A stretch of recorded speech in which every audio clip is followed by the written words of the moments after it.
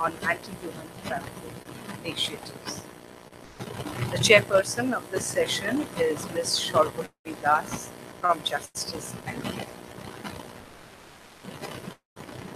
Shorbori Das is an engineering graduate from Jadavpur University, and later she did an MBA program too.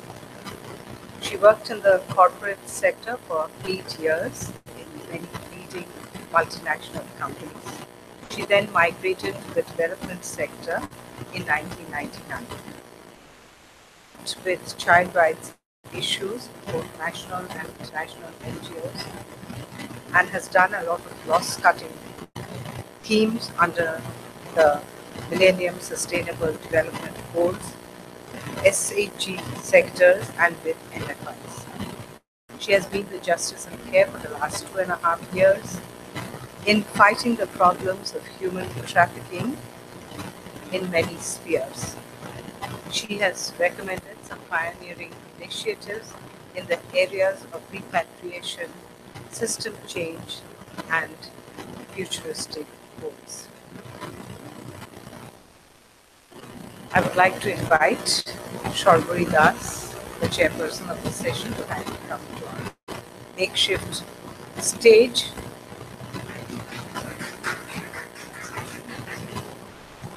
The speakers for this session are Dr. Bulbul Thor James, Mr. Dev Ghosh, Mr. Shotto Gopal De, Supui Liu,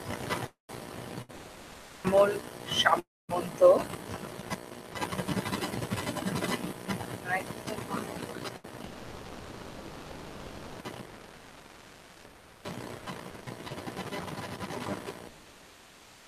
and Mr. Yangma. I'm sure I pronounced it wrong, but please forgive me and please come to the stage.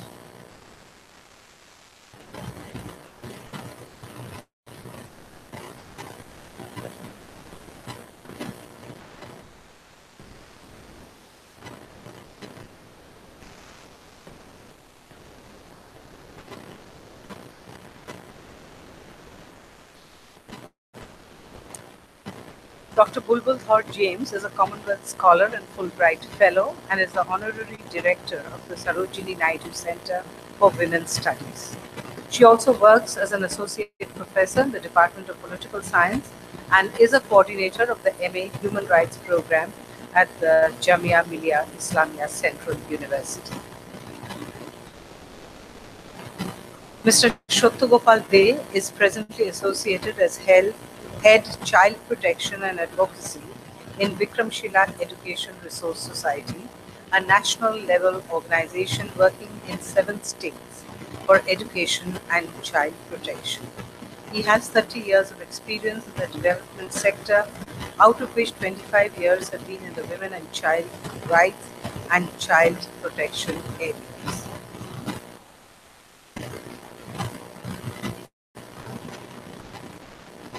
Ms. Supui Liu,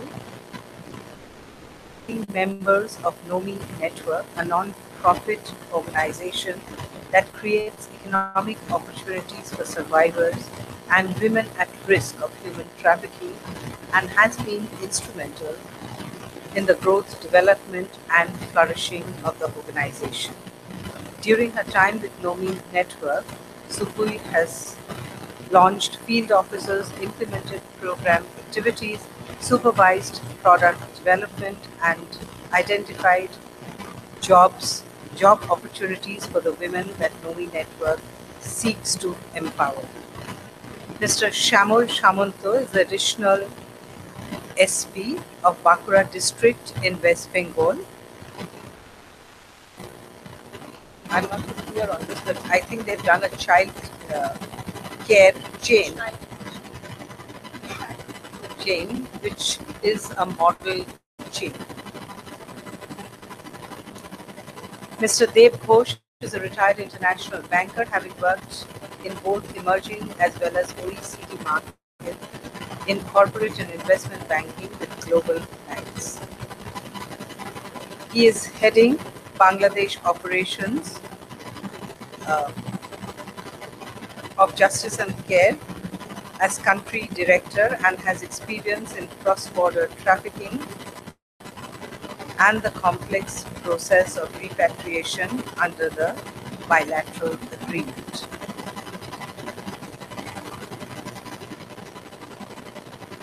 And now I will hand over to Shorbury Das to take us through the session.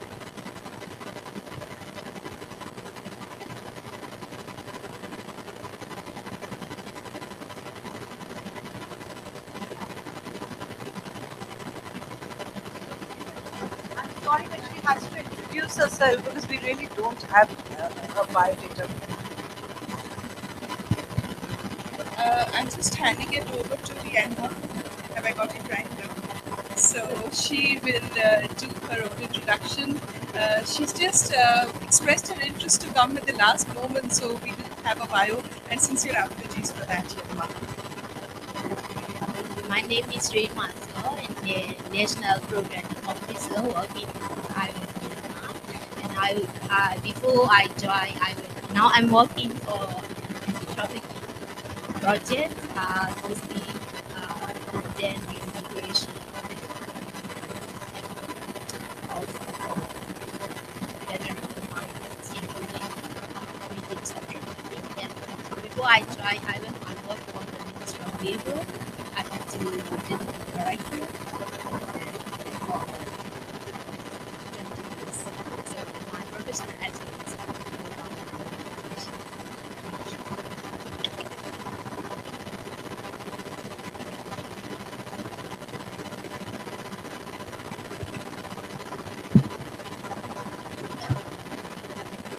Good afternoon, and I welcome ladies and gentlemen to this last panel session of this conference, Best Practices Models in the Anti-Human Trafficking Initiatives.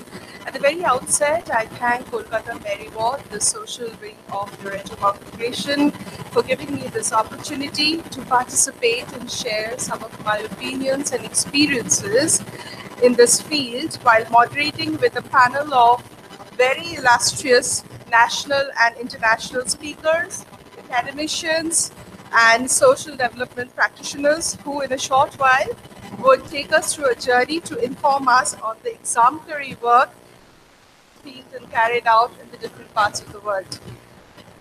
The theme of today's panel is at once vast and varied, and within itself it has the complex dynamics and nuances of the demographical, the political, the economic, the cultural settings, which have their own striking contrasts.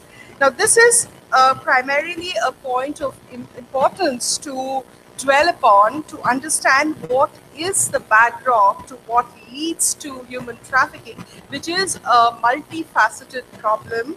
And therefore, for civil society actors and NGOs like us, what is it that we need to muster occasion and counter these difficult paradoxes, which is deeply rooted in our society, with some reasonable explanations and solutions.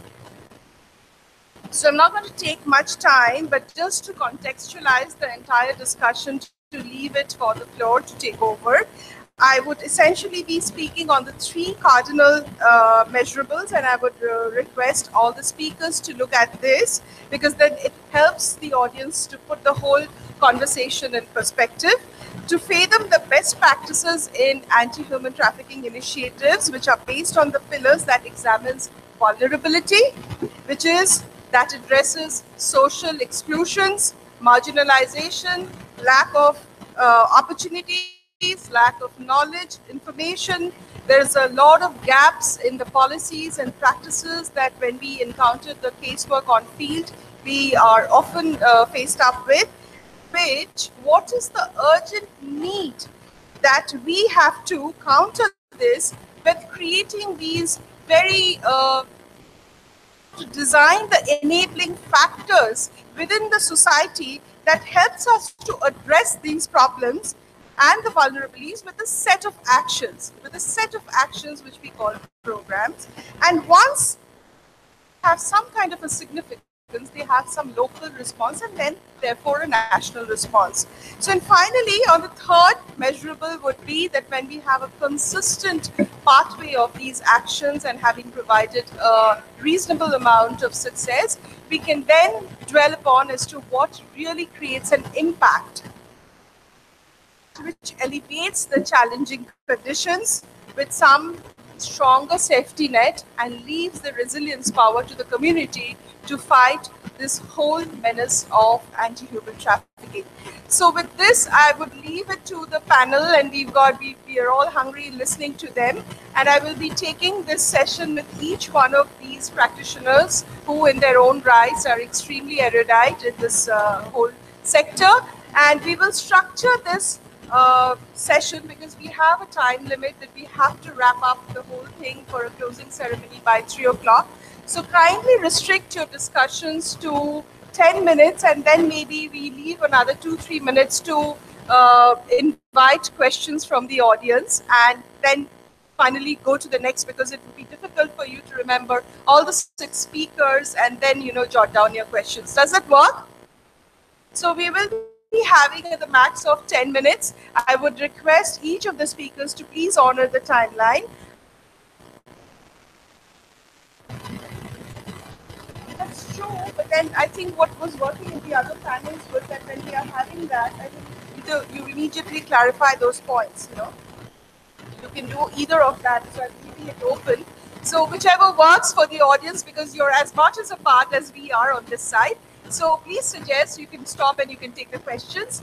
And now over to the panelists now to speak. I will start with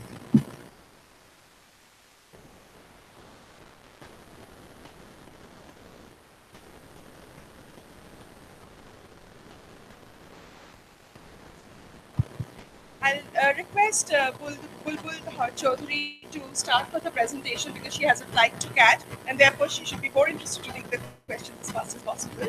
So we will ask her to take us through the journey as to what she feels about the best model practices for anti-human trafficking initiatives.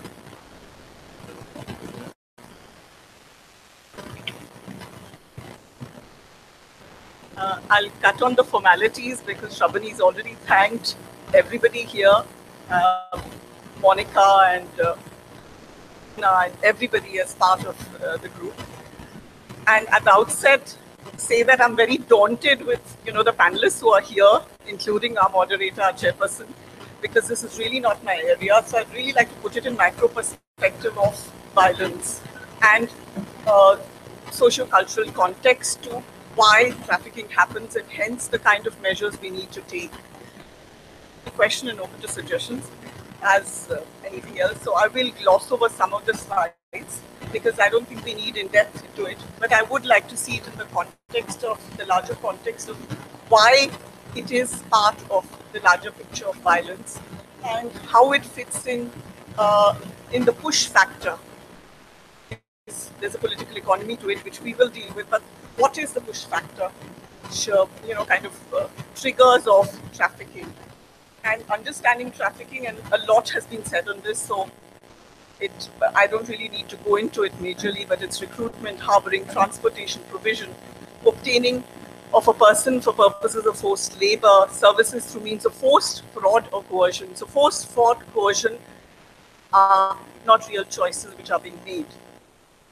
And sex trafficking, when a commercial sex act is induced by, again, forced fraud, coercion, or when a person is induced to perform such acts under the age of 18. A lot of the stuff has already been covered, so we will not get into it. It involves violence is what I'm concerned with, and severe form of violence which impacts the victims, and I think the perpetuators in ways in which they get desensitized to the issue. And I think the best practices will involve a sensitization on both these quarters along the larger picture, and this came up with Flavia's inaugural address.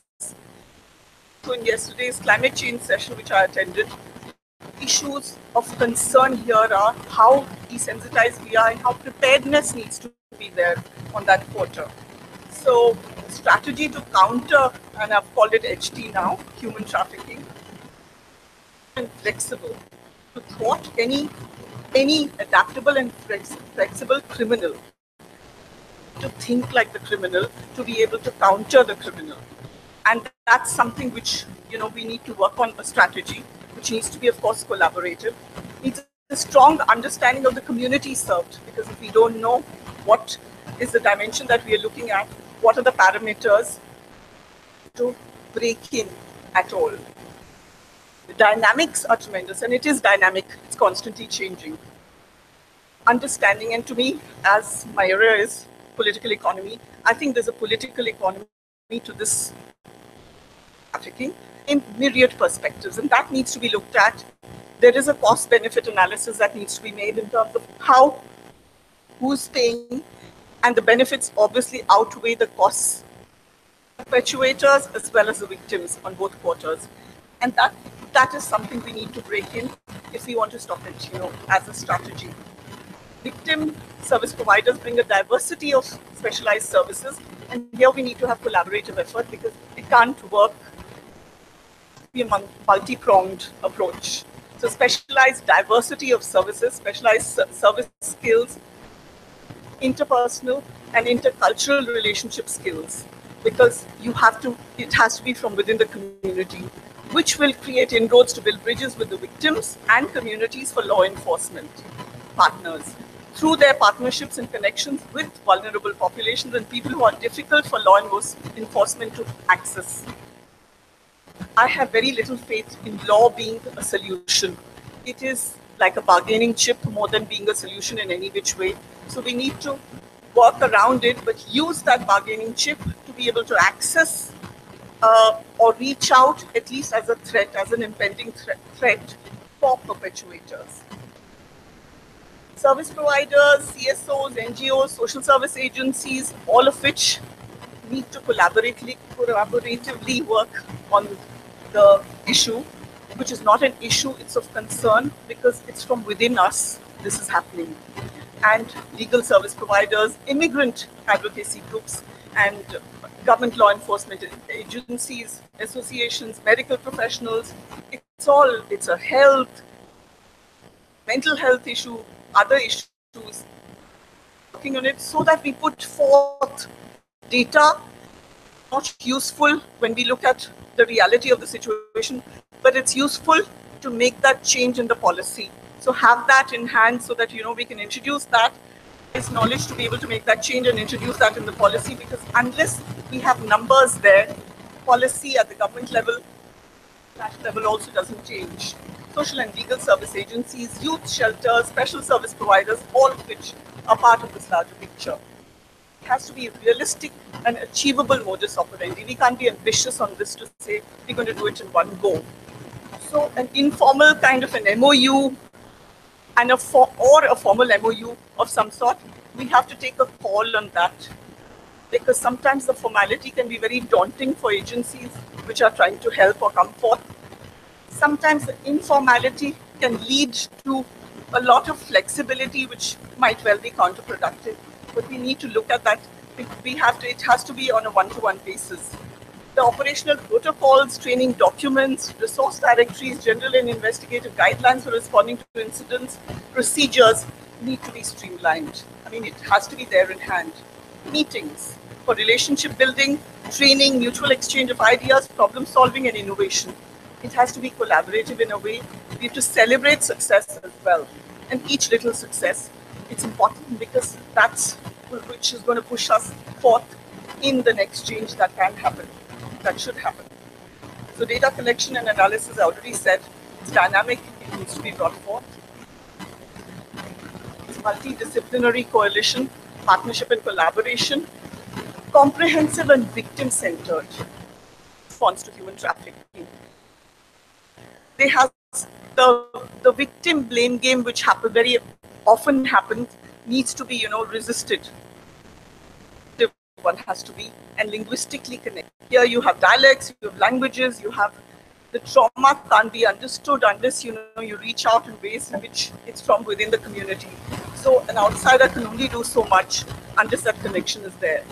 Subjects of trauma, emotional bonding, climate of fear, and other circumstances need to be countered. Dissemination of information and public awareness.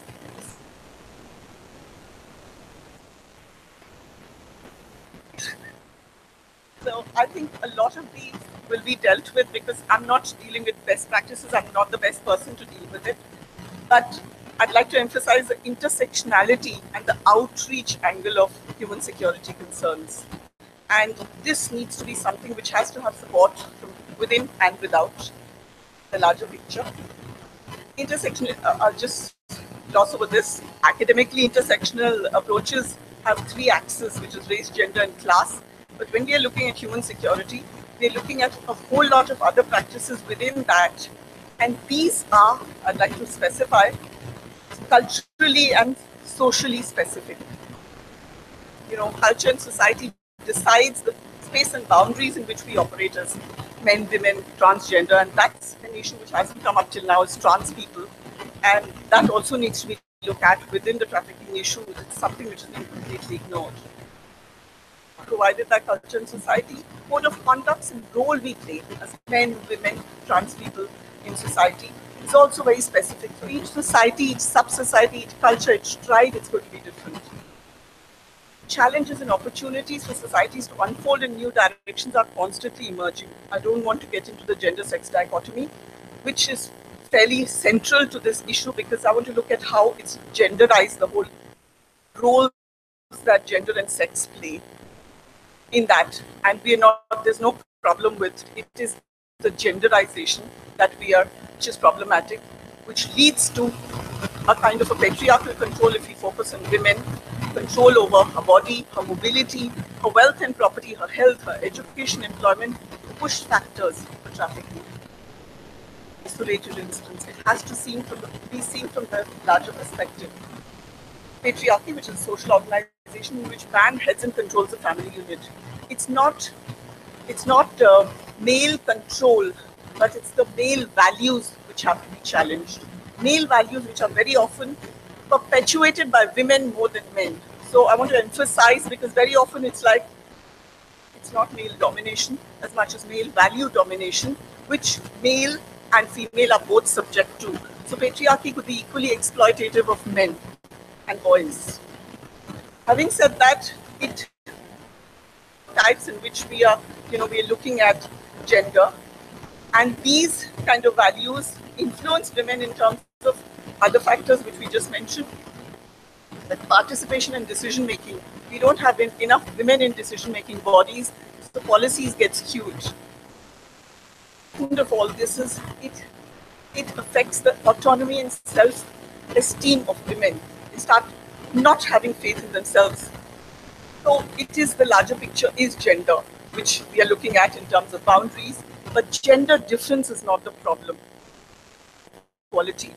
And that inequality is a part of the push factor which puts women into disadvantageous positions, which is socialized, what I call the gender box, where the four walls are behavior, roles, relationship, and self. This needs to be looked at from the larger perspective of patriarchy, where families get gendered, who does what role, work is certainly gendered, political systems are gendered. For the first time, we have a defense minister who's a woman, soft portfolios which are given to women, and vice versa. Physically, public spaces are male, private spaces are female, kitchens and other areas. So the larger context, despite all the kind of constitutional provisions that are there, legal provisions that are there, still we have existence of so many issues. All the laws that are there for instance, for women, your fundamental duties, which really don't get honored. There's political science. So in terms of directive principles which the state needs to follow, or state policy, again, it's not really honored. So you could have any number of acts which are forever growing, and the bill for trafficking is still in place. Something which needs to be looked at in terms of a strategy to combat this kind of, consistency of crimes being committed. So 3 A's of awareness, action, and aftercare need to be looked at. And we need to connect those dots. Crisis, it could be any kind of crisis or disaster, climate change, etc. Domestic violence, hunger, dignity, connection to human security, we need to connect those dots and look at the political economy of choices that are there. And this is, trafficking is a choice which is being made by a victim. And this is something which has to be from within the larger governance structures, are not able to this issue. So violence, which is not simply a physical or a biological act, in cultural context. I'd like to look at that from a larger perspective.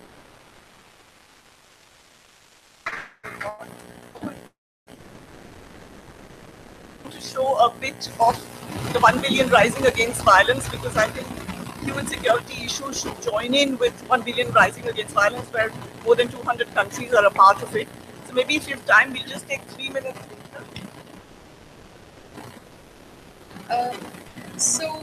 Thank you so much, Bulbul Di. I think her deliberation should have been right at the beginning of the conference, because she's kind of painted a very broad vista as to what are the very multi-pronged ways of looking at anti-human trafficking initiatives, right from the commercial aspect, from the intelligence of the perpetrators, because once we are not addressing that, we will be only countering it, but we really need to go a little deep to understand what are the intentions. Thank you so much, because you painted a very, very broad and an academic sky as to which we can actually deal with. I will now request Shukla Gopal De to, do you have a presentation? I will ask Shukla Gopal De to take us through the best practices model, requesting you to just put it for the topic, which is the best initiative that we can take and people can take some lessons from here. My every day is a day of learning. I do not know how I am competent.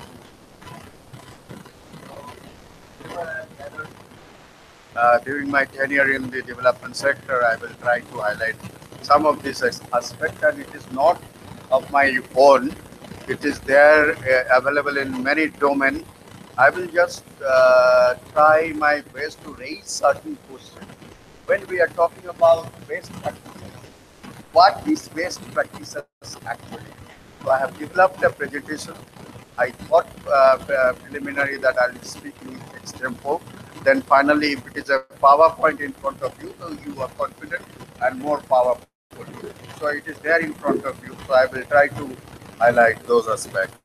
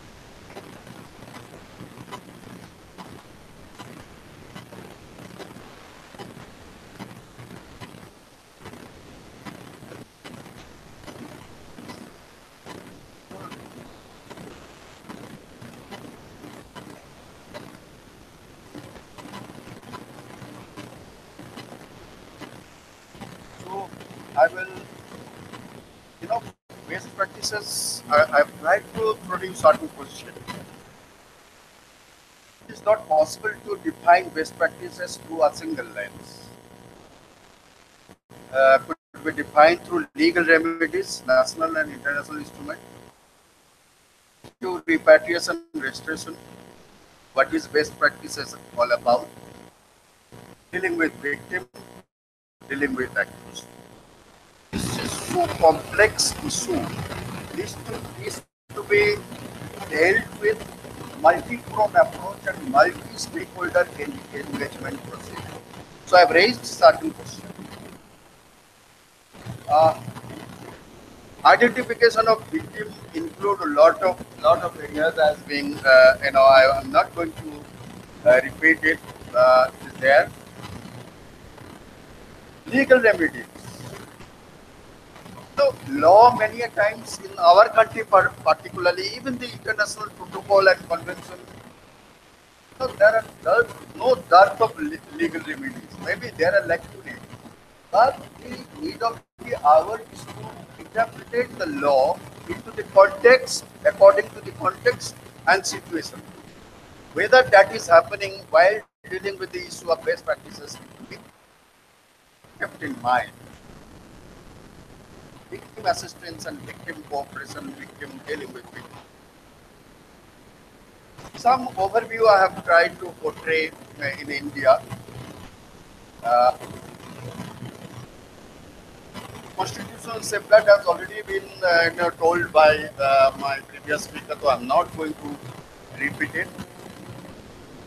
To tackle trafficking, when we're talking about best practices, it has to be deal with root causes, enforcement assistance, empowering victims, human rights-based approach, rescue, rehabilitation, reintegration with the society. As I've stated that there is no dearth of Indian national legal framework. And I have a friend in front of me, and he will see this has added different dimension into the existing act, which is Immoral Prevention and Trafficking Act 1956, and it was amended in 1987. It is not very holistic regulation to deal with the issue of trafficking, and our new legislation is pending in the parliament, not yet been passed. Even we have gone through the bill. That bill is also not very holistic. There are select provisions. Child Labor Prohibition Act, it is not 1986. It is now 2015. Juvenile Justice Care and Protection Act 2015, and Prohibition of Child Marriage Act 2006, and Protection of Children from Sexual Offences.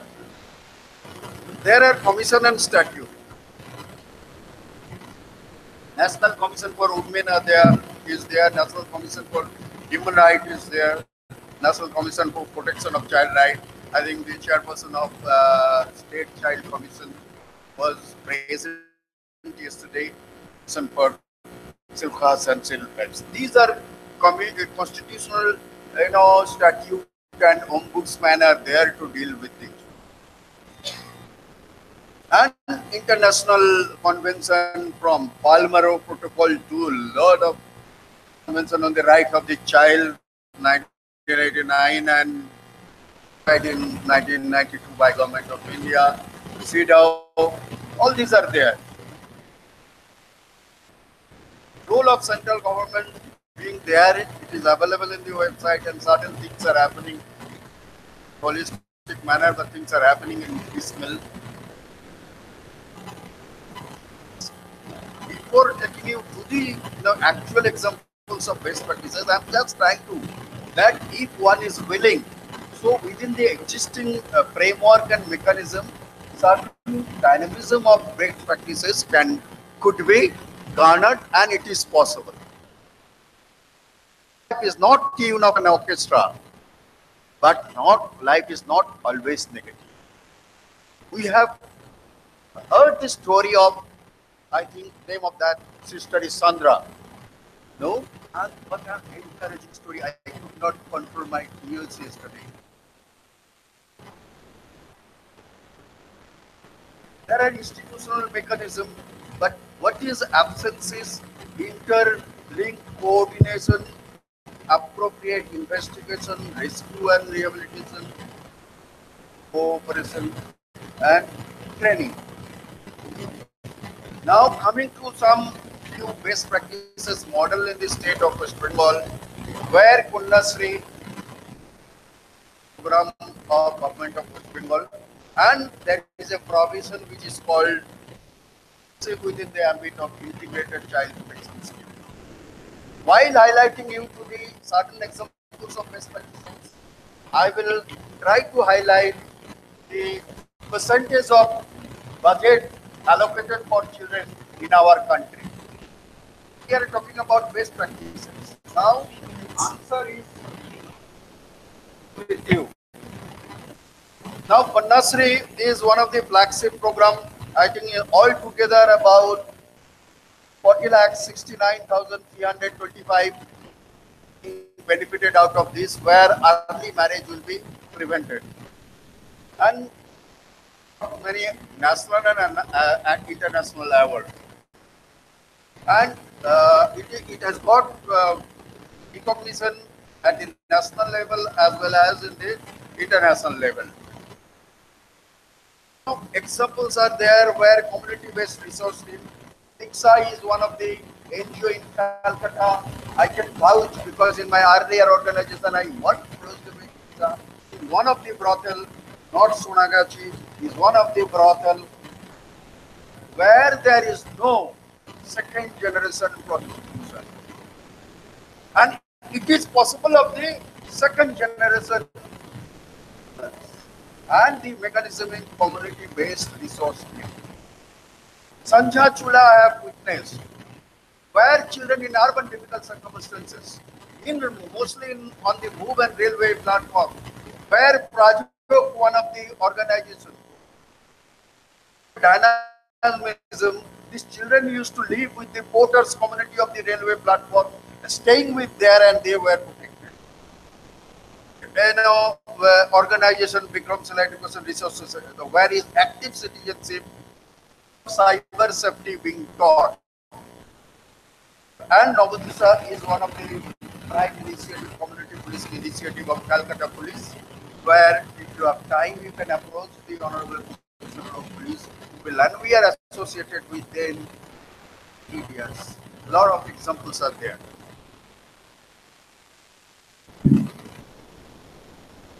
Now, in the state of West Bengal, I feel proud that there is a separate directorate within the Department of Women and Child Development and Social Welfare. This directorate is called Child Right, Directorate of Child Right and Trafficking. Any of the state has this type of dedicated directorate, but West Bengal government has a dedicated. The task force, as per Supreme Court directive, task force to be in all across the country, only Maharashtra and West Bengal has task force. And task force has restored about 430 children interstate and 430 cross-border and 459 interstate restoration and repatriation. The scheme of government of West Bengal where attempt being made to rehabilitate river and the victim in this express is of hope is also a kind of rehabilitative program for river and the village level child protection committee and world level child protection are notified all across the state. Maybe all are not functioning in a proper manner, but they are being formed and government is taking initiative to strengthen those. Can we just break it once more? Are you? Oh, yeah. So I have only 3-4 slides. Best practice. My question is it a myth? Is it a reality? Is it a dream? Where is the budget? Look at our central government budget. Last 15 years, budgetary allocation for children remained stagnant in union budget 2017-18, with government allocating just 3.32% to children. Graph. 2013-14, it was 4.56% of the budget. In 14-15, it was 4.52 and 3.3. But within this hope is integrated child protection scheme. Integrated child protection scheme where government of India raised more money. It was 400 crores. Last year it is 600 crore now. Now we have ways and things are happening.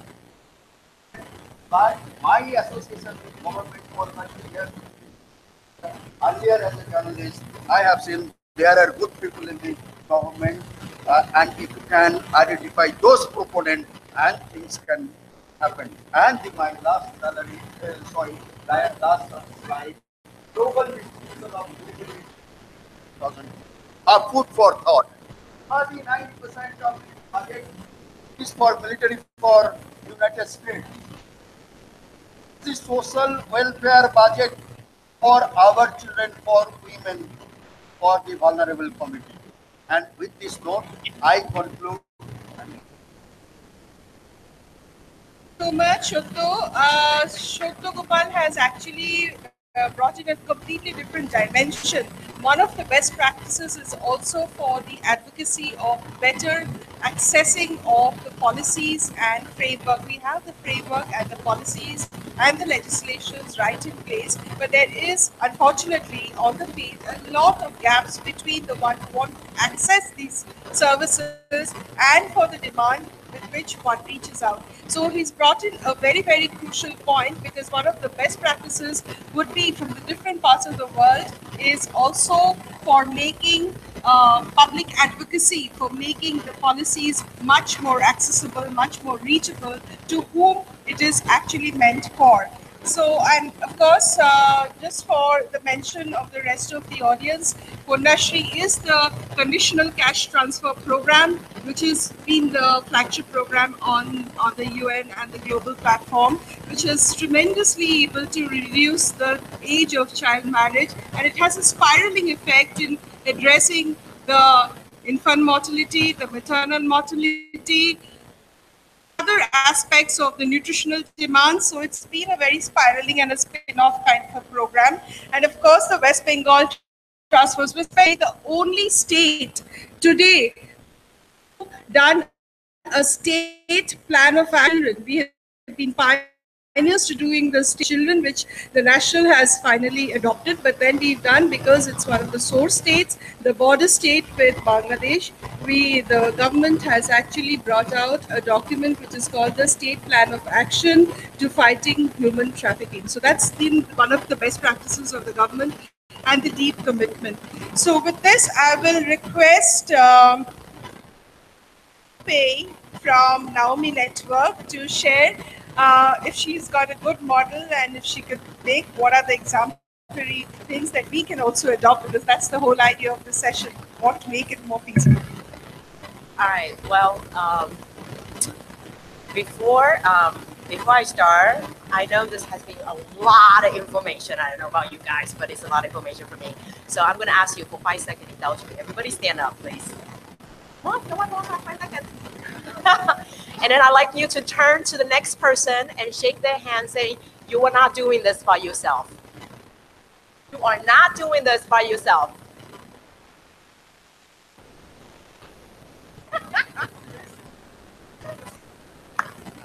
All right. Okay, so now everybody sit down. Thank you. Thank you for giving me that indulgence and then kind of like hopefully get your blood pumping a little bit.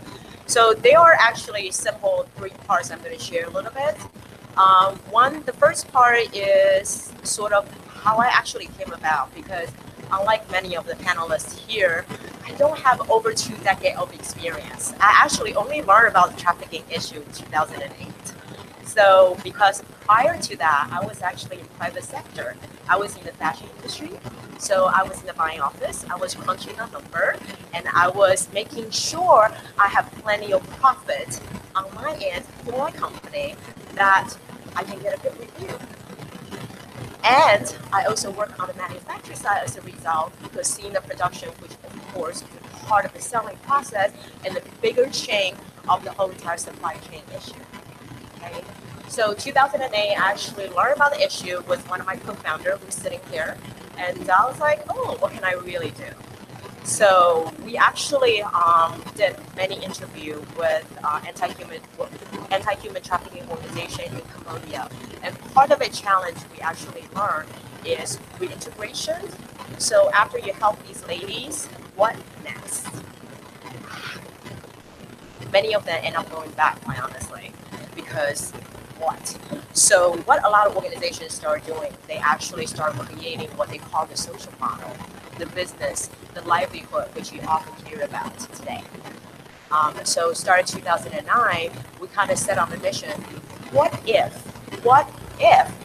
we can create a training or program model that with the end goal in mind of getting the job at the end. And let's be a little bolder. Let's go even farther before the chain is, can we actually prevent this from happening in the first place? So this is where kind of Know Me model comes creative, because we really focus on economical empowerment and job creation. So what I'm going to share with you a little bit about our journey is best practice is because we face similar challenges, and so we hear from many NGO who try to create similar model and face the challenges. And one is can't do it at all. Important for us to focus on each one of our core competency, really learn and then adopt the best practice from our partner organizations. And I think what I have really learned from the last 2 decades is, I mean, NGO are coming together. This is fantastic, right? Public sectors are coming together. We are talking. It's no more my victim, your victim, my client, your client, but it's great. So in the last decade, I'm hearing the conversation extended to government. Fantastic. Policies are making, changes are happening, right? Police are being trained, regulation are in place. But what I have not heard much, sectors. This is exciting because this is what we start hearing in the developed country, because this is the issue in USA, in European country, as some of you heard today. And it's also, guess what? It's an issue in Southeast Asia, of course. And I'm starting to hear people really talking about working together in private sectors. So last week I was actually in another anti-human trafficking conference in Bangkok and focused on Southeast Asia. And one of the presenter is actually one of the largest fresh seafood supplier in the world. So the latest challenge around the globe in that region is fisherman issue. So there is a lot of forced bondage labor actually on the fishing boat. Just imagine all the seafood you are eating and where it's coming from, right? But the exciting part is because a lot of CSR initiatives from the private sector, as well as the consumer demand, the private sectors are actually taking action. But the truth is, they don't know where to go. They don't know how to start. So who do they go to talk to? Public sector, NGOs. And this is where all our hard work finally can be in place. We start talking to them, all right? And then the other exciting news, and this is actually a learning experience for me, is actually from the financial industry. We hear about, oh my goodness, human trafficking is a global issue. Global issue, how much money is generated, and so on. So you ever thought about issue, how is the money, the world, supplying them? Think about that. This large financial institute have the financial data transaction of over 70 banks, 70% of the banks in the world, 70%, right? So now they actually start tracking the suspicion. Initially it started from counterterrorism, but now it's moving towards the trafficking. And that's really exciting because imagine if the large criminals' asset can be frozen, can be under investigation, we are cutting to the core. Don't do this by yourself. Listen and learn from what other industry is doing. And then second, process. The reason I'm saying the process is we start our training in Vietnam, which is really a community base. Of course, we learn it's never just one issue. But one thing we realize, because a lot of trafficking, the source is actually where the rural setting is. I mean, this is especially true, not just in India, in many underdeveloped countries. So you got to work with the community. And second is, and then the second pathway is basically after community, how do you create job? So then you have to focus then, the next step is job creation. the work development. And this is really exciting because with the whole India initiative, the skill building, and this is the perfect vehicle that we can partner with all different technical training school and the private sector who are doing this.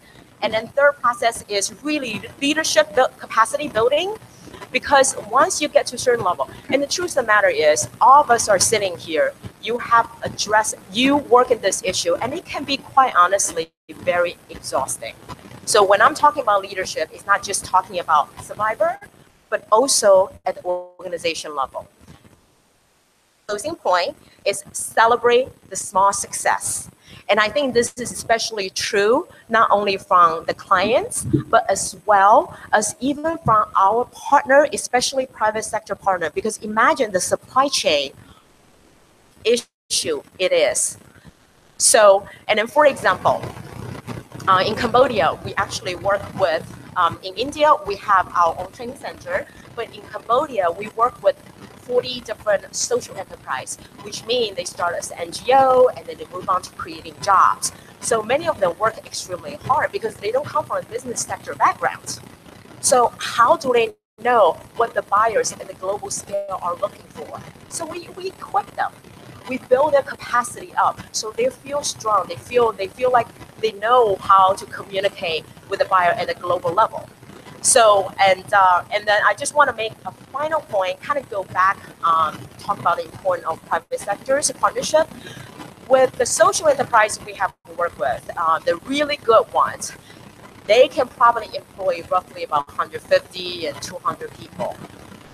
But we are now start tapping into partnership with private sectors. And the manufacturers here, even in India, they can employ over 100,000. Just imagine if we just have 1% of that, how much more can we create? So thank you so much.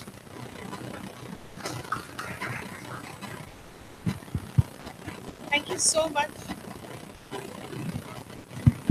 Thank you so much, Subay. That was fantastic, because it's inevitable that among the civil society actors, the corporates can't be staying out, because more and more we are trying to make the community economically resilient. It is there that we have to actually add into the value chain. And I think one of those best practices I was reading about was that there has been a lot of regulations and a lot of fair trade which is going on in Massachusetts, and then how to deal with the good governance, how to deal with the employees, and how to deal with to see that in the entire good practices, that how managing the brokers and the local the laborers are taken into consideration. Thank you so much.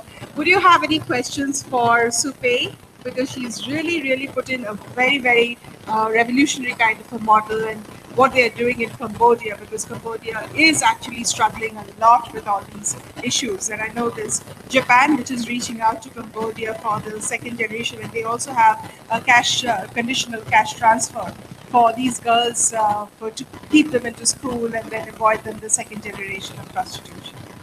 So would you have any questions for Supay? Then we go to the next. Okay. So may I request Mr. Shamunto now to please childcare model, which is one of his best practices that he has initiated, and he was very interested that he shared it with the larger public. Thank you, ma'am. Actually, this is not the best practice model, but this is being continued here even after my transfer from Bosirat. When I was as a SBPO at Bosirat, then we started this model.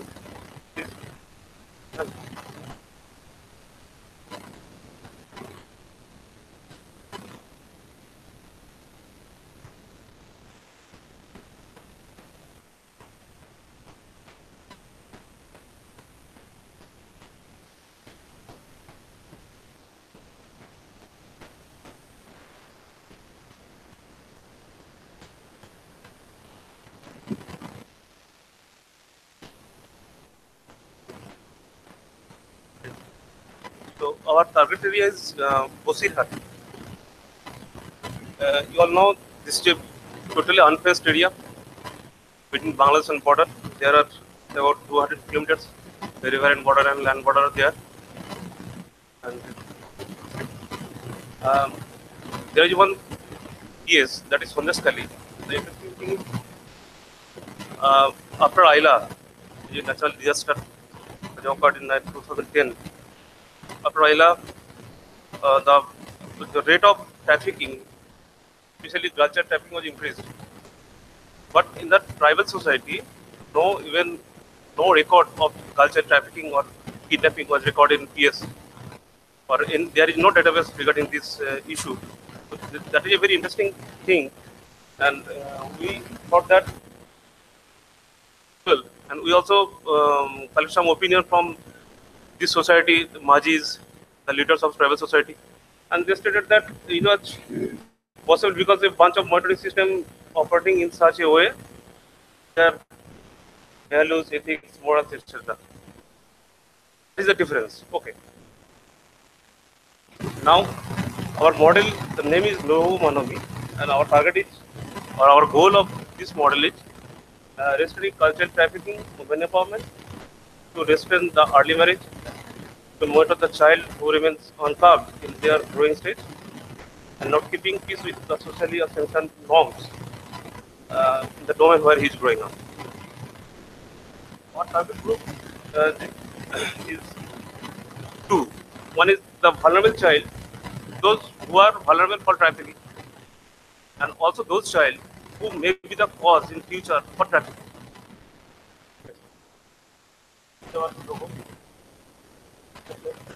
Actually, a part of community policing we have started in the banner of our district police administration, that is North Western District Police.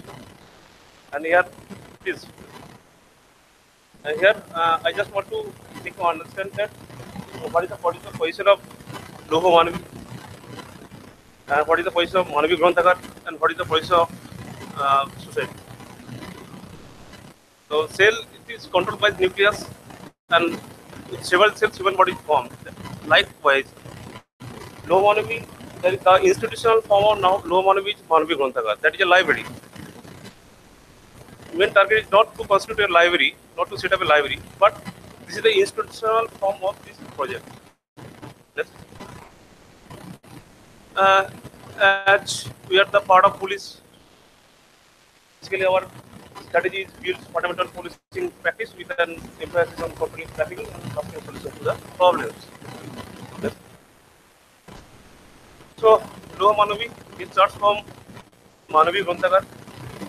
All members here will be the female person. The key persons are those female persons who are accepting, who have some acceptance attitude, who are not at all a denial attitude. Here, all lady personnel will avail the facilities, but men are not allowed, even not the boys also. By such simulation, a message will go to the families. Twice the society will think of it that women have the direct accessibility to the police administration. And when we are going to set up this model, we are approaching first to the VEC, that is the it is a part of in our Bengal. Making them convinced that you please go ahead. Part complete after the convinced, they are approaching to video, local videos or SI of school, that with a request that you please give or you please share one school or one room of school for setup of this library in a remote village or for that target area which is very much infested area in terms of human trafficking. Their electric or fans of that library will be provided by school.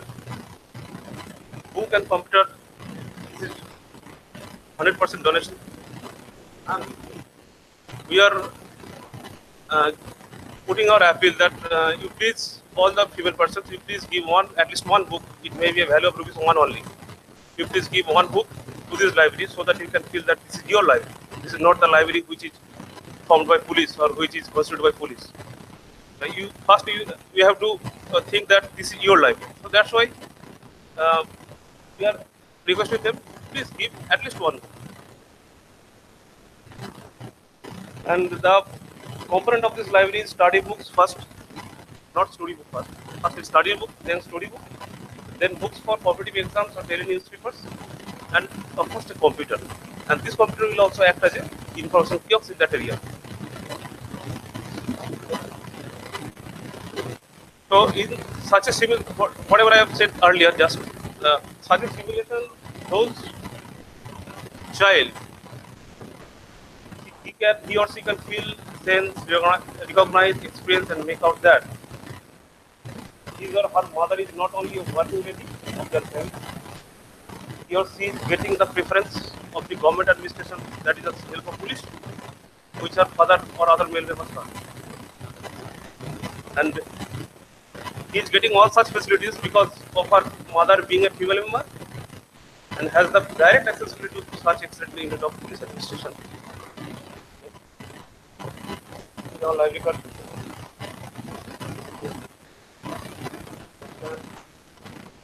So here I am just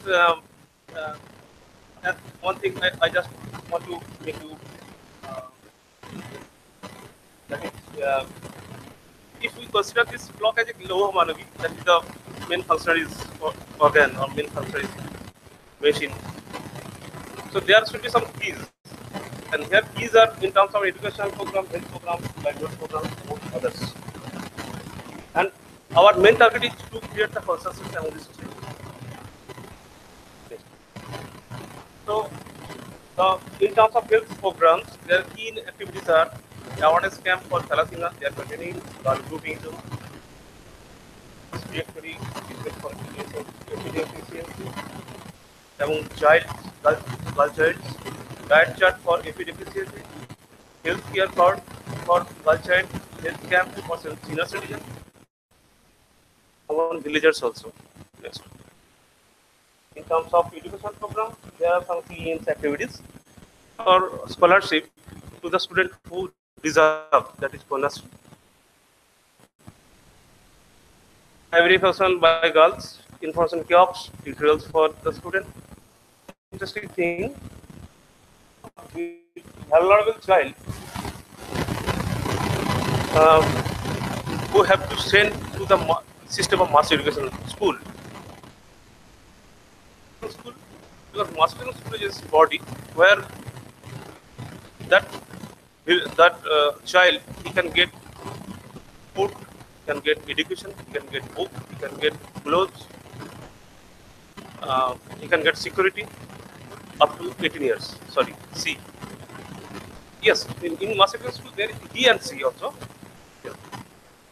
And the irony of it is that I worked at Bosirat. There is one mass education school at Banipur.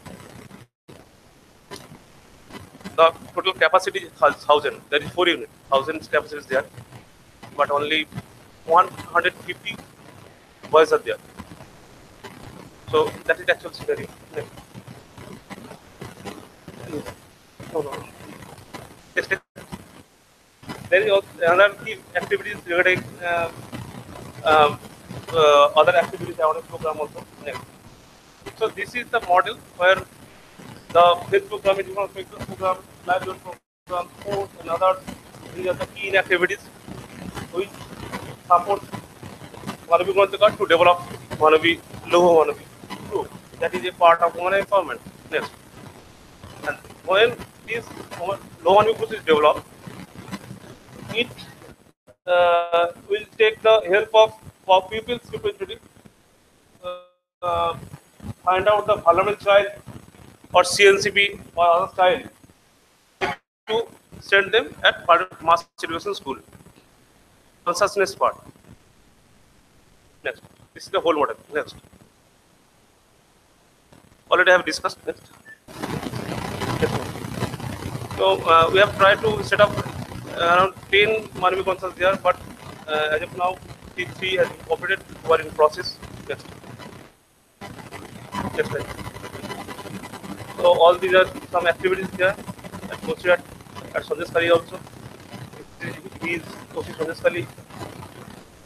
It is the picture of Kubo Polymari, that is a part of adjacent part of Assam. Yes. joint video. This is the area of Hemnagar. That's the last part of our habitat, just at the lap of the Sundarban. There are already some workshop also for deceased children. Yes. They are also organizing some health camp. So this is, we also sent a letter to our Honorable President of India. He also sent this project to the Ministry of Women and Child. So that was my model. This is not the best, but this is practice. Thank you.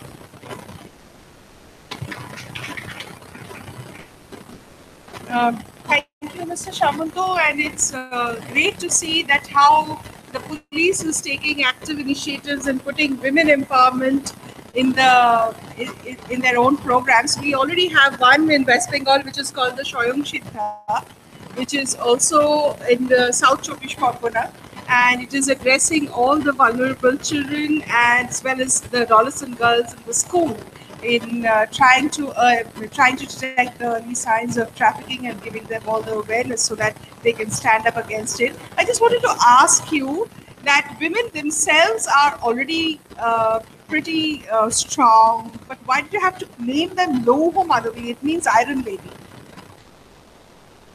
Because the hand that rocks the cradle rules the world, as it goes for women. So why did you have to make her hands iron?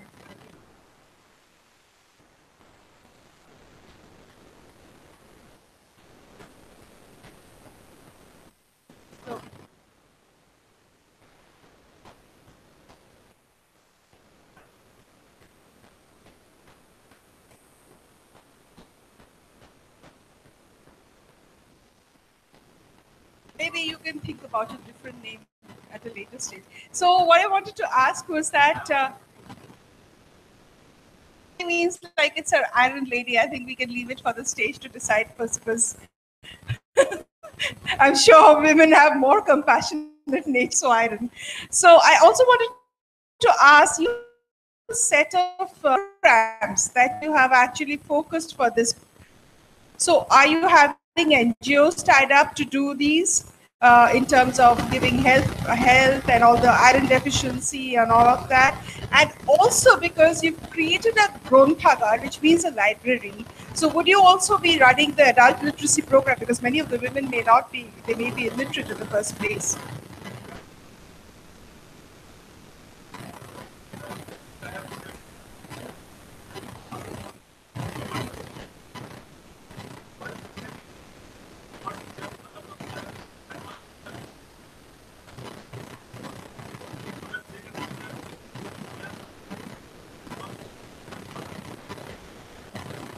I get that, but how is it that they will be availing it? But how do you make that they access the book by reading it? It's not about just taking a product back home and making them feel, in a way, a little more desperate that I don't even know how to hold the book, whether it's the right side or the wrong side, because they've probably been illiterate. So are you running an adult literacy program along with this also? Yes, that's a good suggestion. We also incorporate, but our target is here child. Target is child. That's why, but this is a good suggestion. Yes, because I think if you're taking it for the former generations, they may not be adequately exposed to reading the book. So it will be a good way if you could look into seeing if they can be also getting some kind of a relationship to, accessing the book in a certain way. Because you've named it Gronthagар, it's library. So instead of making them inspirational, they should not be feeling sad that they're not being able to read the book. Leave it to the stage to ask the questions. I've asked most of the questions.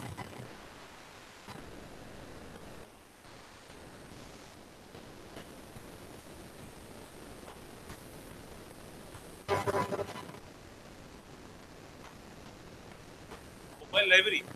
I have no idea regarding mobile library because we want to provide.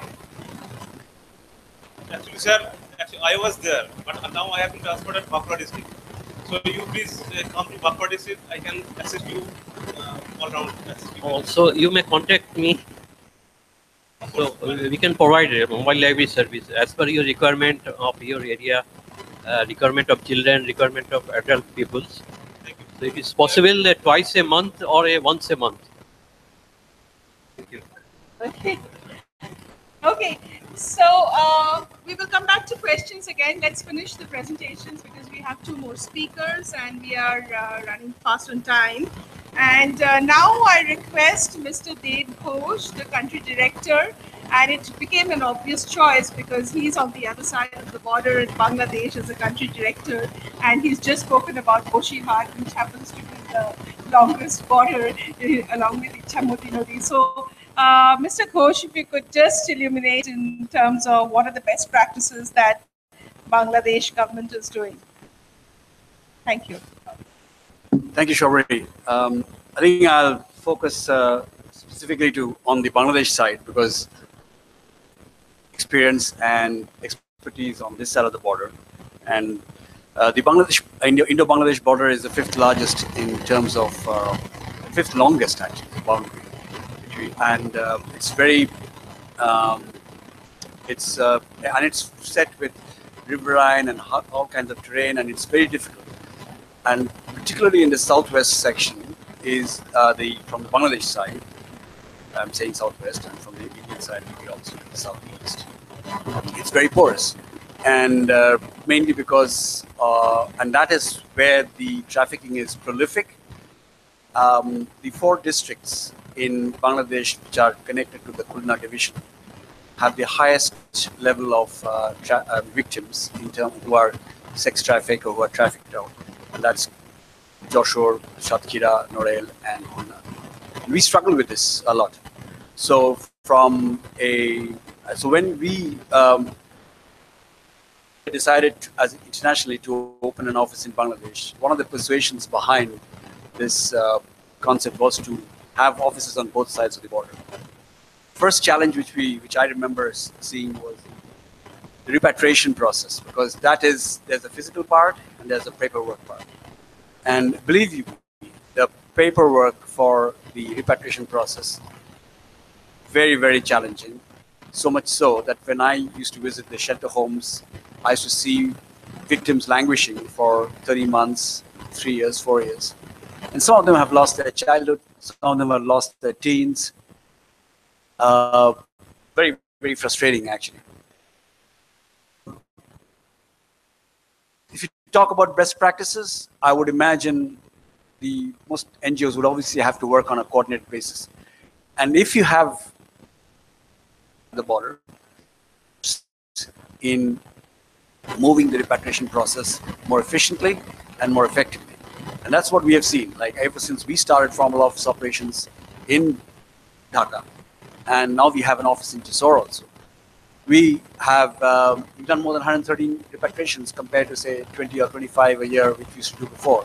That is because we are able to move the paperwork process, the verifications, repatriation orders, and things like that. But even then, even after moving the paper, you still have blockages on this side or in the process itself, and that's a challenge,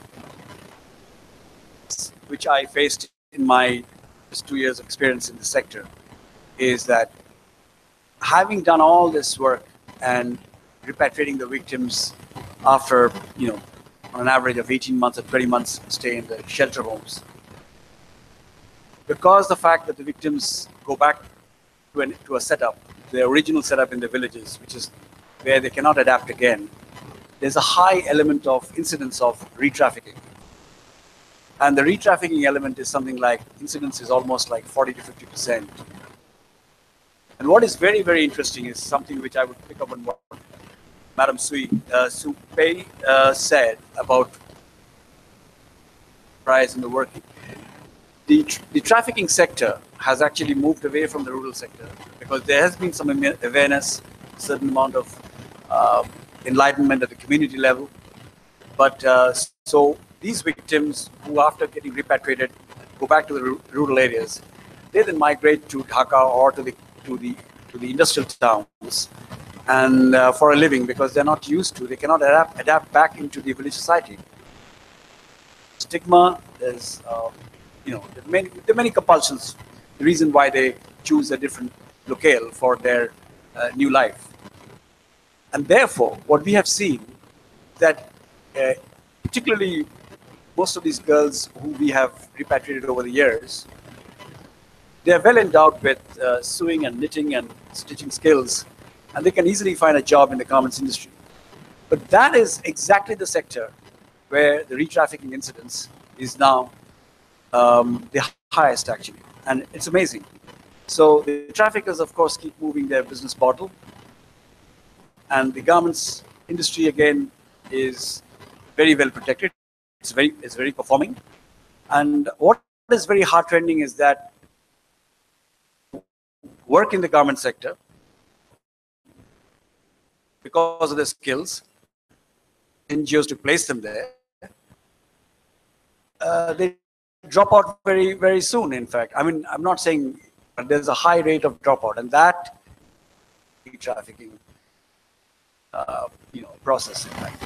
So when you talk about social enterprises, Madam Sri, in fact, the problem is that the industry, I mean, garments industry is the most, Bangladesh garments industry is the most performing industry.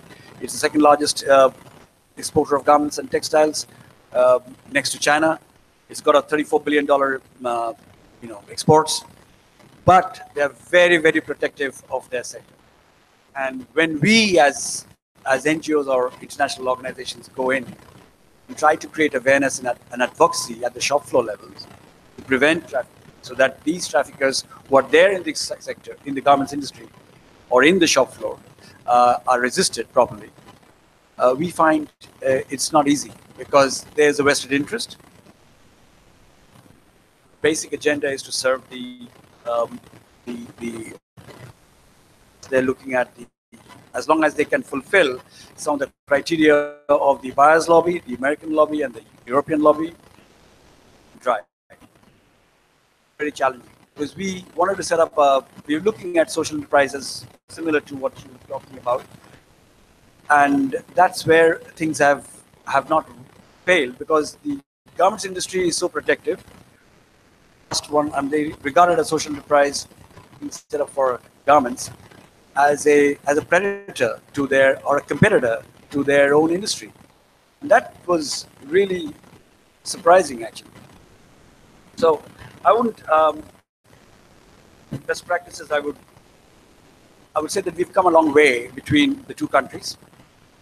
The relationship between the border security either side of the border has changed hugely, and on the eastern side, it's very amiable. It's a healthy relationship between the PGB and the BSF over the last 10 years.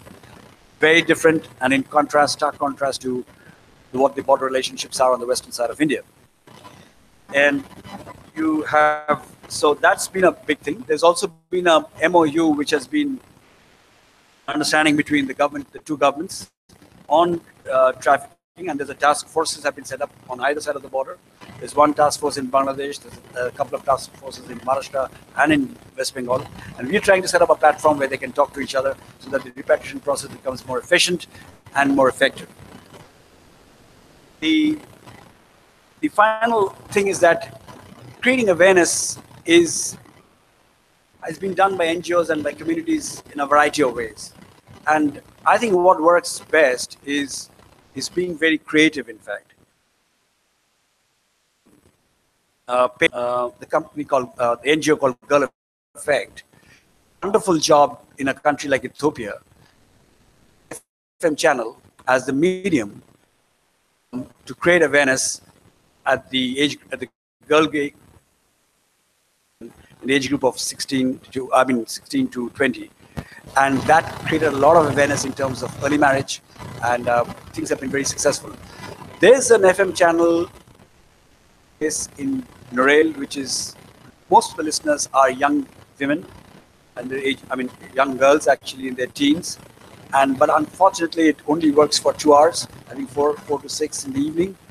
But that is a model, if it is really developed, I think that will work well. And I really look at most of the NGOs who are working in this sector become more creative in the way in which they can unite and integrate with the community, and especially the communities where traffic victims, when they go back, if they themselves can become the, the the advocates for awareness. I think I'll end this with just one quote from Anne Voscom. She's one of the best-selling authors from New York Times, and she wrote a book called "A Dare to Live Fully Right Where You Are." And there she says that you're as free as you set others free. If you aren't freeing someone, you're still in bondage to something. There is nothing as freeing as setting others free.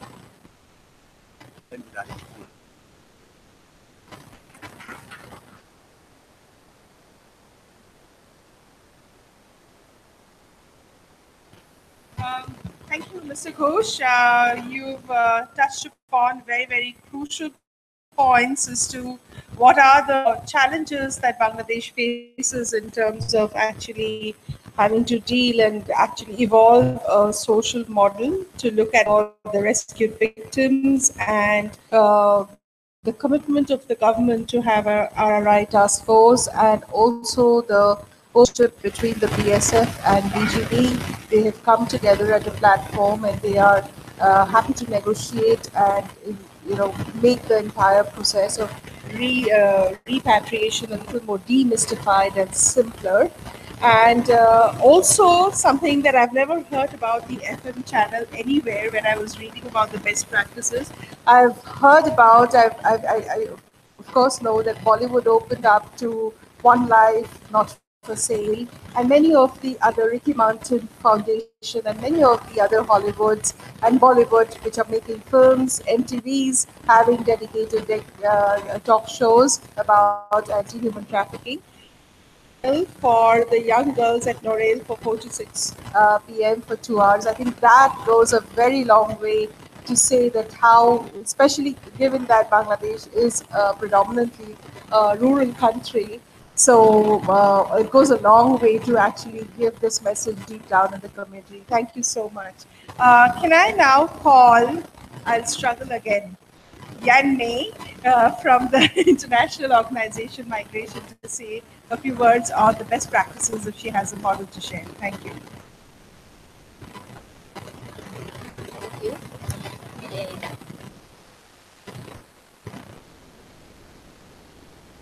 So, first of all, I would like to express my sincere thanks to Kolkata Meriwether Social Center for inviting me to join this workshop. Actually, Kolkata is the place where I studied for 1 year, almost 1 year, 14 years ago. So I love to come to Kolkata. So thank you so much for that. And so my presentation actually, I try to cover both these practices and national initiatives, but in the interest of time, I will skip some of the slides regarding the national government initiative. Normally, actually, Myanmar victims of trafficking, different of most of our victims, Myanmar victims, they are recruited by the brokers and sold for the especially in fishing industry and Thailand and also in the both of the coast of the Indonesia, Thailand, and Malaysia. And there are some victims also, female victims are trafficked to China for the forced marriage. Has prioritized this human trafficking initiative as one of the national agenda since 1997. So we have Myanmar is also one of the members of UNCTO's member country and anti-trafficking law in 2005 is quite bad. We have national mechanism, the central body for trafficking in passing, led by the Ministry of Home there, and under that we have 3 working groups, working group on prevention and protection, and working group on legal framework and procedure. prosecution and working group and repatriation rehabilitation. Actually, for the prevention, the focal department is the anti-trafficking mass intervention, and the protection is the focal is the department of social welfare. This is just to let you know the structure.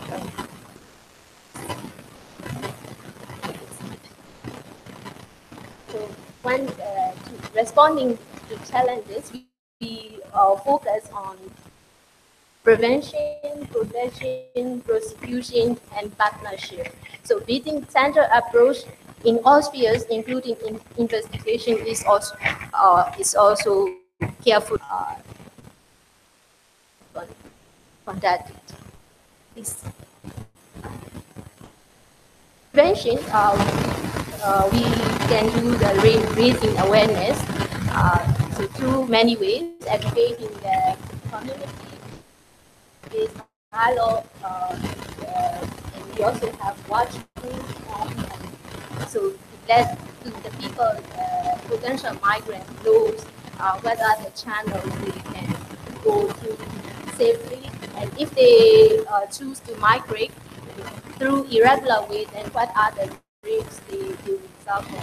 So we do this awareness raising program. Also, we also have training programs to the law enforcement. Let them know the victims are the primary sources for the information they need. So they shouldn't treat the victim as a criminal. So we also have programs. Research, not much in progress, but research is also important. Through data collection analysis, we will know the trends of victims of trafficking, and we can make policy, proper policy.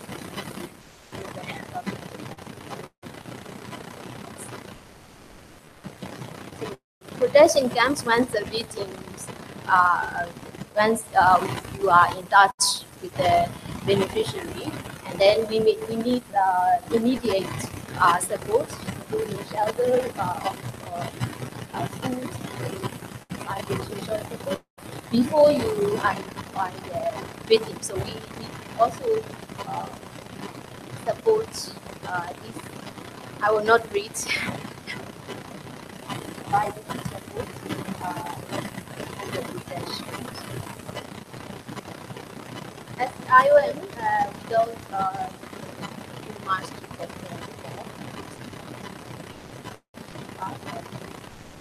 provide we have they need technical support for law and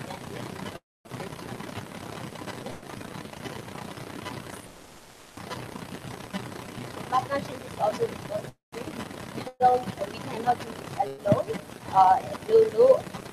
No organization can do it alone to combat trafficking. So we have to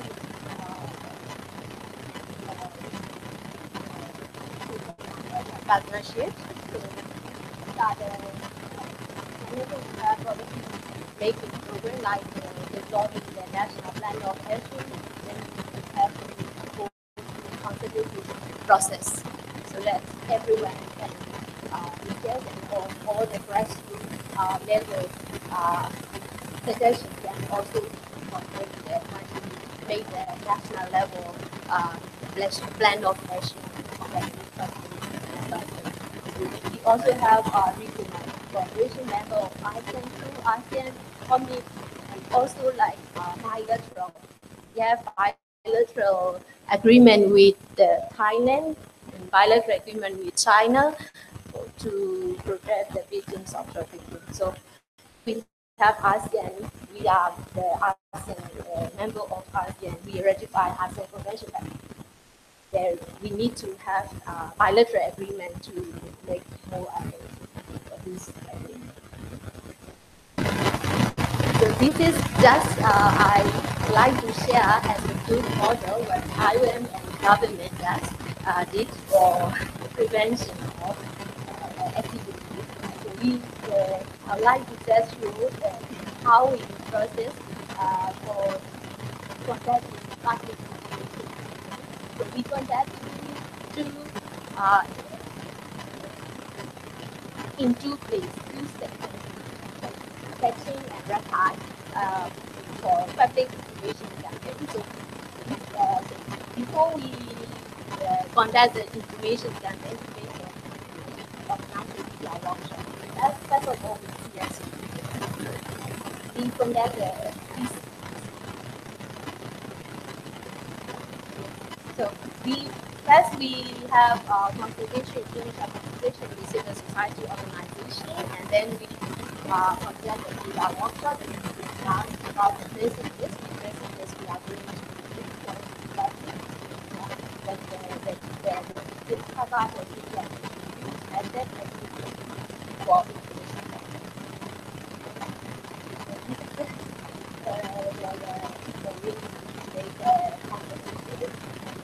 The workshop and then to review the religious discuss to compose the sound, what type of message they think sound. Because people here in Myanmar they have sound, so the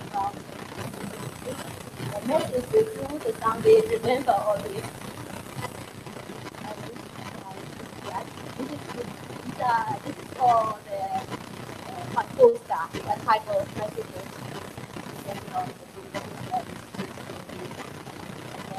And then the grammar discussion, and through discussion we can write the script for radio drama. This is about street performance. They are very good with thinking about how to create a drama, street performance. All are very we have innovative thinking. We have they are what the understanding of human trafficking and how marketing book start the conversation. So we know the concept of trafficking marketing. So we have the experience around them. We have the difficulties thinking about human.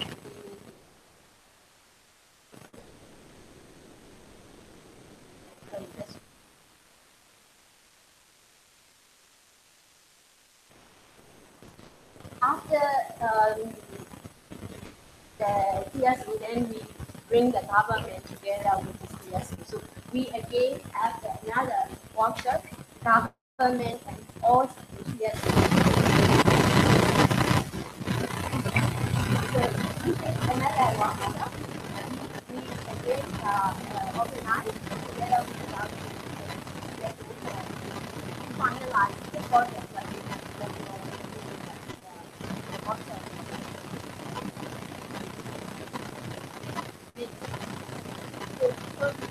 Government for what draft materials and then they also look at and then they suggest but normally from their side carefully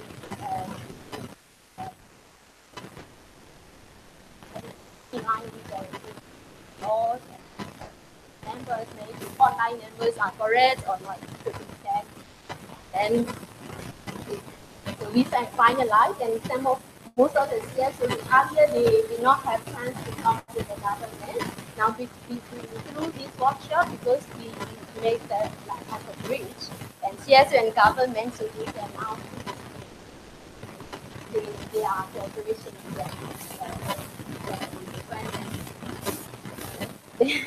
then we develop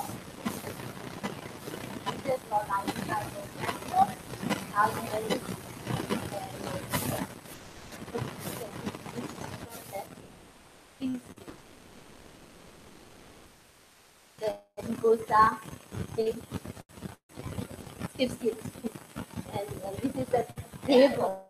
We our media workshop. So we also develop a design for tables, and then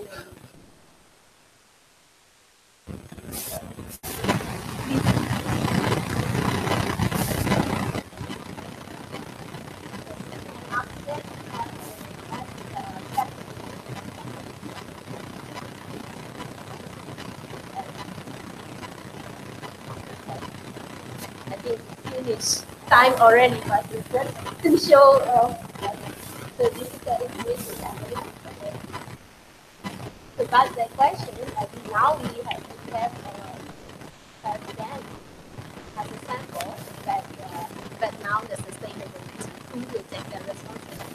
What we will do about it. Also, tell us. Thank you. Sorry, I cannot finish.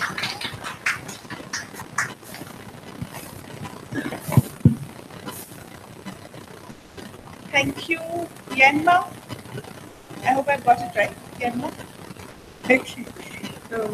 Okay, thank you so much for sharing the story. I was very interested whenever it was from Myanmar and Rakhine state. I was very interested and triggered to ask her questions about Rohingyas. But she mentioned that she's only going to talk about the trafficking aspect. We've seen some of the phenomenal things apart from the programs that I think it is similar to for all the governments. What is most important is that they're addressing a behavioral communication strategy, which is very important in terms of actually doing these skits, doing these workshops, putting the whole communication down in the community with the spots in the radio drama. These have actually proved to be extremely they have been very successful in changing perspectives and changing the behavior and approach and attitudes and understanding towards the subject, which is human trafficking. And I think I need to congratulate you for the phenomenal work that you're doing in actually having and using up a lot of relationships with the stakeholders, with the police, and also the bilateral agreement. It's very hard to put a bilateral agreement. You've done that with China and Taiwan, so very good work. She's put a very important missing link in our whole anti-human trafficking drive that we've been talking about: prevention, protection, and prosecution. And she has finally put the missing link of doing it with partnership.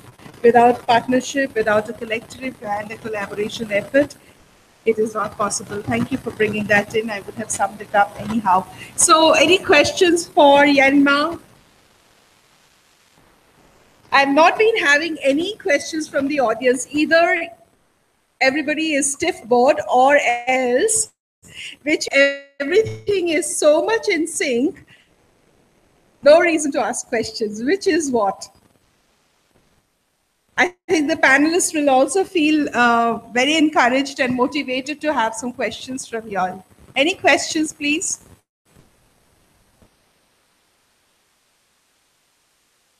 Thank you. Actually, mine is not a question, but just to complement what my colleague Yinma just mentioned. Perhaps a few things to highlight in her presentation, which I thought maybe is very important for the audience to know.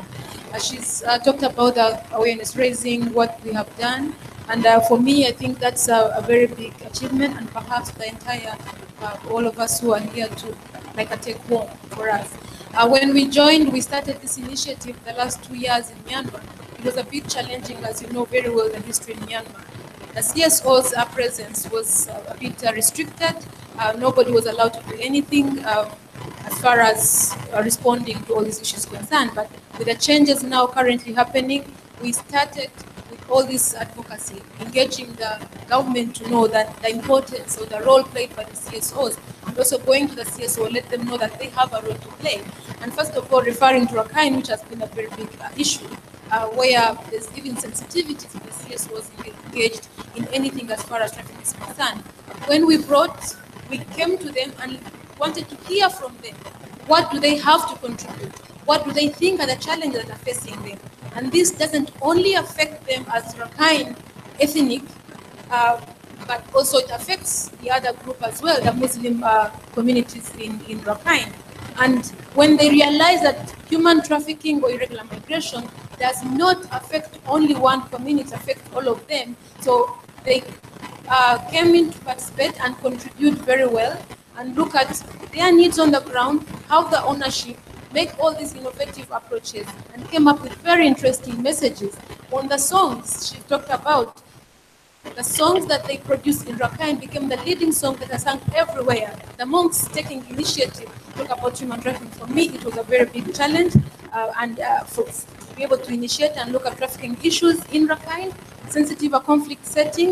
In northern Shan, Kachin area, again, conflict setting, but seeing everybody come on board and appreciate that this is a problem that they have to address, it was a significant achievement, and in the long run, changing people's attitudes and behavior.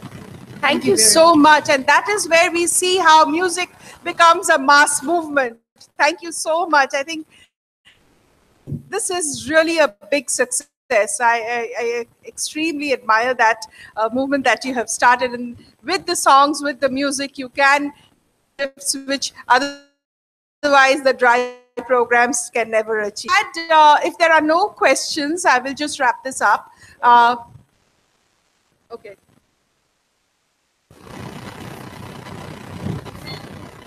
Use of creative ways of communicating, drawing on locally known or available. Something that's very exciting. Absolutely. It has been tried in other types of programs. I'm not quite sure how much it's been tried in trafficking. There you are. But wherever it has, I would recommend that we consider, is it possible to make this as a major recommendation from this session? Absolutely. Also, it has come up in a couple of other sessions. I know I've been in two in which it has come up, but not in so many. Yes. So therefore, I would really ask, can we bring it to the plenary as a major recommendation? Absolutely, creative madam. communication, because then you need the creative communicators, because we are not those people. But we need them. That's a new partnership. Who are the creative communicators? The drama people, the folklorists, singers, performers, actors. The street theaters. Can we the really skits. not the street theaters? Come to Right. So they are those. draw on their talent. Can we bring this as a major recommendation? Absolutely. That's a very good suggestion.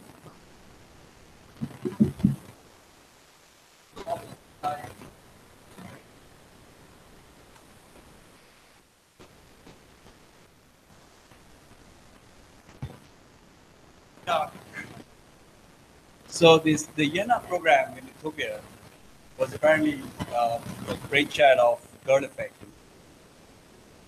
Foundation. Nike has been working very hard on Ethiopians it's running. And when they came to Ethiopia in those very remote areas in Gondar region, the rated early marriage and the area was a big problem. And girls getting married at 15, 14, teens. And that's when the Nike Foundation set up a network channel dedicated to that region, area. And then they brought in a lot of these stars into the program, which obviously gave them a kick. And that's how the mileage program. And apparently the outcome success was that the child marriage is now almost obsolete. I mean, not non-existent in that area. That's been a very desirable outcome for this program. Add on to what is Mr. Bose has stated. In the state of West Bengal, I see in my deliberation I have stated that it's not possible to change the world, but we can change ourselves, we can change our locality, we can change our village. In the state of West Bengal, I am quite aware and I can say confidently, there are villages and hamlets which is 100% child trafficking free, which is 100% child labor free, which is 100% child marriage free. And one of the model I still remember being implemented in collaboration with police were theater of the oppressed. A model, the pioneer was August Ball, where the theater mechanism is not giving any kind of solution.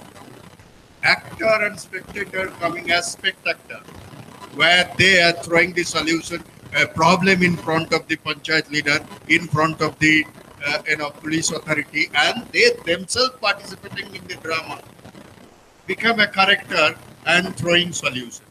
I can see Anuna from BanglaNatok.com. I think they are doing a lot of good work. Yeah, so I think in such an international seminar, I need to highlight all this example, and it is possible. There are ways of hope. So, Ananda, would you like to say a few words? Because Ananda, representing as a director of Ananda.com, I worked with her in my UNICEF days, and I've seen how these small little community skits, how they go a long way when renal mortality and other things, how these kids go a long way to change the behavior and makes those shifts in the attitudes of the village people who otherwise are not exposed to understanding the graphs and all that we say. Two lines. One is that it's very important and it's very effective, as all of us have done it. It's very important to train the folk artists, because often what happens, we've seen again in our work, that we think songs and dances are good, and we perhaps invite a dance group like a chowki, which is a vigorous, vibrant dance, to talk. So it becomes like a performance with sporadic messages. So that does not work. So the message has to be woven in the song, woven in the performance. So we need to train them and basically make them our spokesperson. The other is developing youth agency, training young people in using art. That works very well. So many of you shared that, but did not explicitly mention that developing youth agency. I think that's very critical, and training them in communication. Thank you.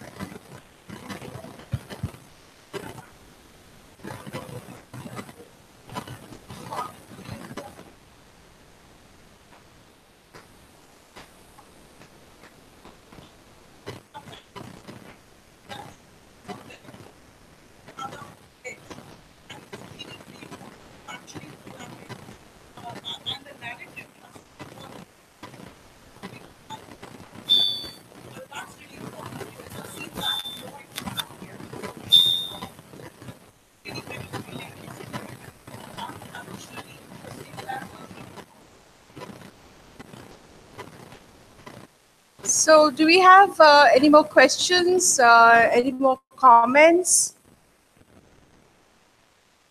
Just maybe to plus what Ms. Ismail just mentioned, training and getting, sometimes we tend to bring those, well, it's very good to bring those goodwill ambassadors, the famous artists. However, that is not, I think, in the end results are not so good. Yeah, exactly. I'm trying to clarify.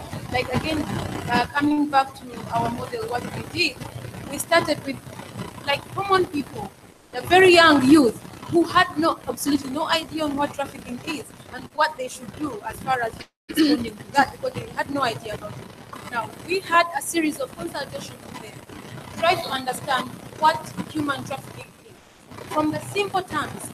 Look around in their communities. How does it feel like, or what it is? First of all, from migration, then looking at irregular migration, if they were experiencing this in their communities, and what they thought they could do to respond to those challenges. This series of consultations, then they were like thinking. We had like a 10 days session through all that, and we were saying, okay, who would like to start, come up with some messages on posters and what they would like to hear their communities to understand. Then others were saying, oh, actually, I'd like singing. So what kind of song should I come up with? And then street performance is just performing without saying words, but just using action. And it was very, very tremendous to see how creative the youth can be. And not just the youth, a common villager, somebody who had no idea what trafficking is all about, what migration is all about. They came up with very, very interesting messages, and eventually went on other communities to train their fellow youth. And then they became the ambassadors. And not just, and from zero knowledge up to where they went on and communicate. Some of the youth were actually selected to go for this summits and to train in other fields. Now again, coming to somebody mentioned about Ethiopia, we actually had a chance to use the same, actually the approach in Myanmar came from Ethiopia, because in Ethiopia we engaged the communities, and we had what we call community dialogues, community conversations. The community to talk about what is surrounding them, what is affecting them. And they came up with very nice messages again. And then they had these monthly meetings, dialogue about migration, and eventually government took the ownership and made accountable the respective task force members of trafficking to report. So it was a way, first of all, the ownership, then the government took it on to ensure sustainability, and eventually they kept on reporting. And every year there was all the states came together and be able to report have achieved in terms of combating human trafficking. And now there's an evaluation, and they see significant improvement in terms of reduction of numbers of trafficking and recruitment. Thank you so much. Yes, of course.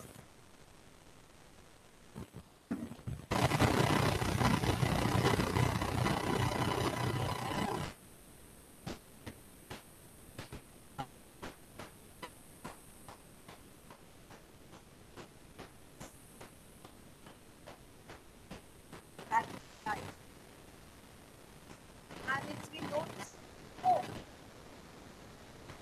that more on your cultural Yes, especially absolutely.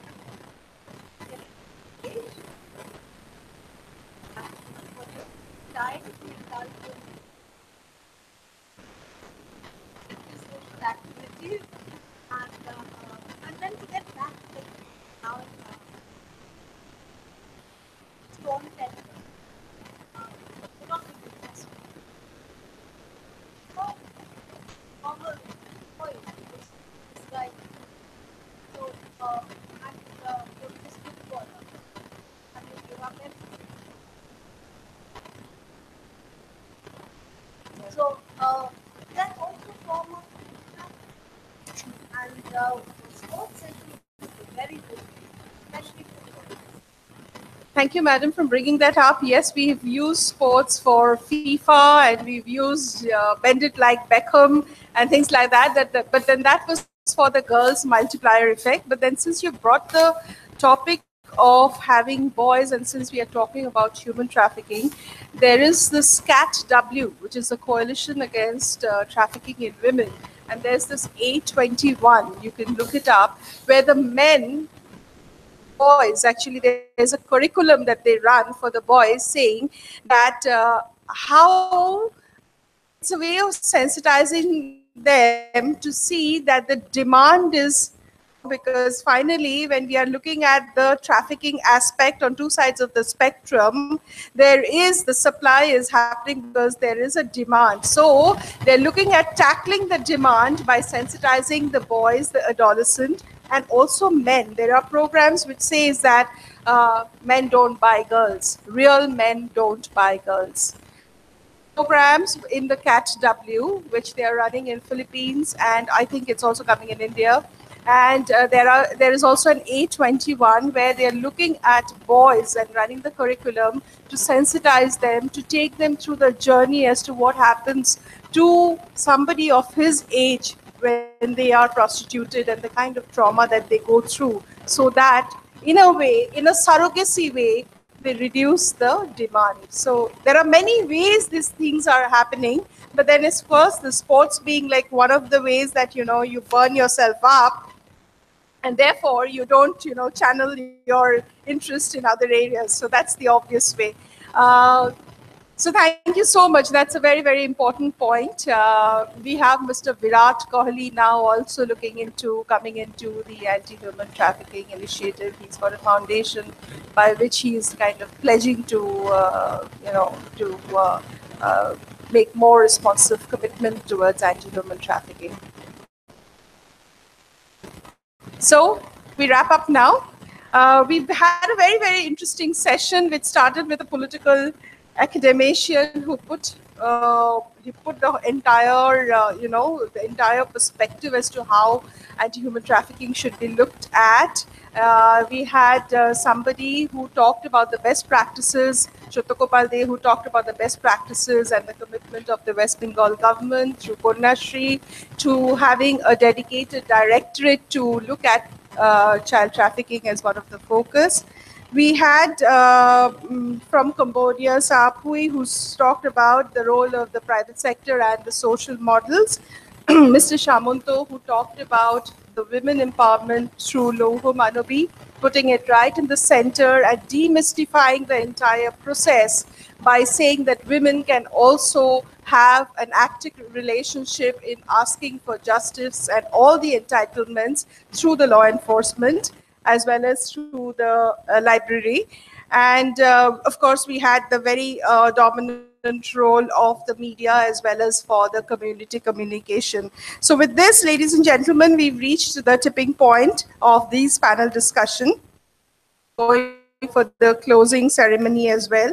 But we will be, let's build this momentum and energy and take it from here, that because there are many girls and many boys who are still very unsafe and who still needs to be guarded, and we are just representing them. So I leave now, and I thank all my panel speakers. I thank the audience for your exchanges, for your inputs, for your comments, and for your participation. Thank you so much.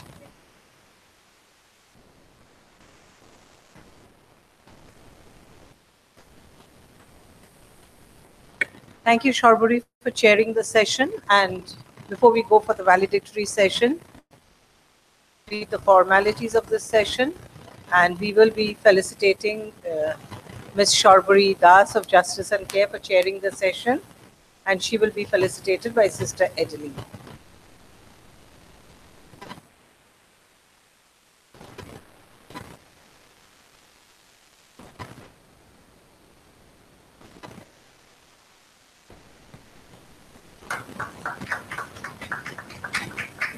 And I will now request Sharburi Das to felicitate the speakers of this session, Dr. Bulbul Dhar James,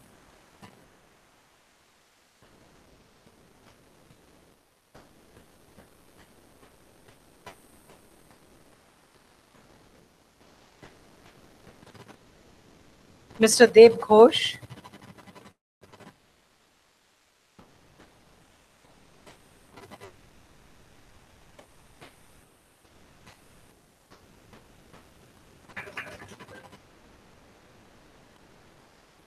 Mr. Shottagopal De,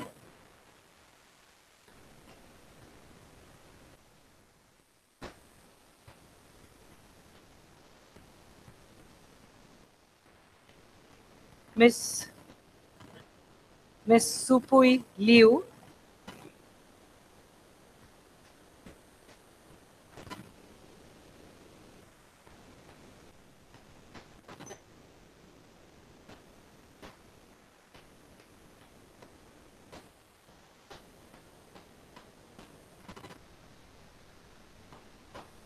and Miss Xiu Yin Marso.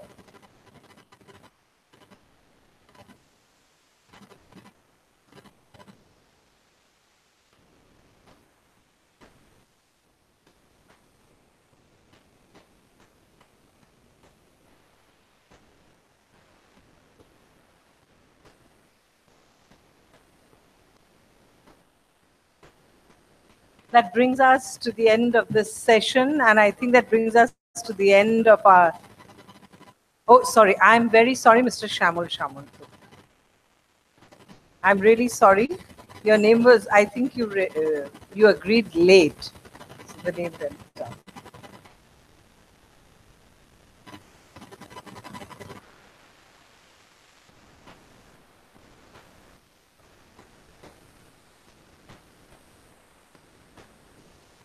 That brings us to the end of the session, sharing of best practices models on anti-human trafficking initiatives.